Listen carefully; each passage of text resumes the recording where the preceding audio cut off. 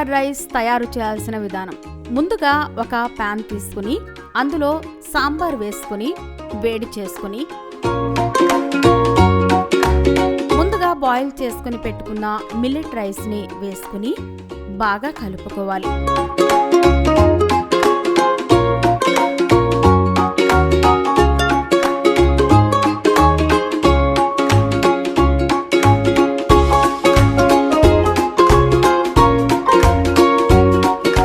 ఒక బౌల్ తీసుకుని అందులో సర్వ్ చేసుకోవాలి.